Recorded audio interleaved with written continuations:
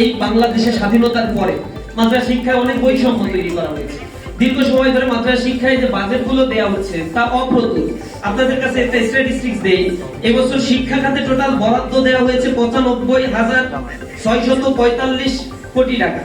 এর মধ্যে প্রাথমিক গণশিক্ষায় বাজেট দেওয়া হয়েছে 35,403 কোটি টাকা, মাধ্যমিক ও উচ্চ শিক্ষায় বরাদ্দ দেওয়া হয়েছে 47,563 কোটি টাকা, আর কারিগরি এবং মাদ্রাসা শিক্ষায় বরাদ্দ দেওয়া হয়েছে 12,674 কোটি টাকা। এখন আপনারা বলবেন যে মাদ্রাসা তো ছাত্র কম পড়ে, তা বাজেট তো কম দেবে, এটাই স্বাভাবিক। সেই জায়গাটাই মূলত আমি এমফাসাইজ দেওয়ার চেষ্টা করছি। 2023 সালের স্ট্যাটিস্টিক্স বলছে, ব্যান্ডাজের তথ্য, প্রাথমিক এবং উচ্চ প্রাথমিক স্কুল এবং উচ্চ মাধ্যমিকে এখানে 81,66,000, মাধ্যমিক উচ্চ মাধ্যমিকে 81,66,188 জন স্টুডেন্ট পড়াশোনা করেন।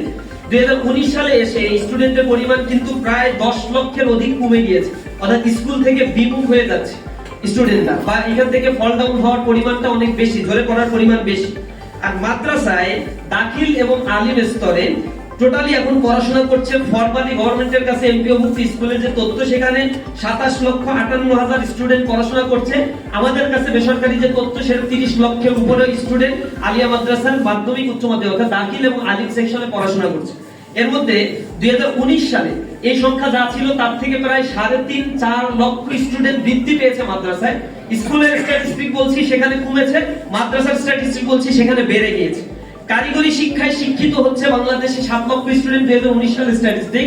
2023 সালে ব্যাংবেজ বলছে প্রায় 7.5 লক্ষ স্টুডেন্ট পড়ছে মাদ্রাসা এই কারিগরি শিক্ষায়, সেখানে 50,000 স্টুডেন্ট বৃদ্ধি পেয়েছে। বেসরকারি হিসেবে আমরা জানি সেখানে প্রায় 9 লক্ষ স্টুডেন্ট কারিগরি শিক্ষায় শিক্ষিত হচ্ছে। এটা সরকারের কাছে হয়তো তথ্যটা নাই, কারণ সবগুলো নিবন্ধনভুক্ত প্রতিষ্ঠানও সেখানে নয়। তাহলে মাদ্রাসা এবং কারিগরি শিক্ষা মিলে টোটাল এই দেশে পড়াশোনা করছে প্রায় 40 লক্ষ বা নিয়ার অ্যাবাউট 40 লক্ষ স্টুডেন্ট। তাহলে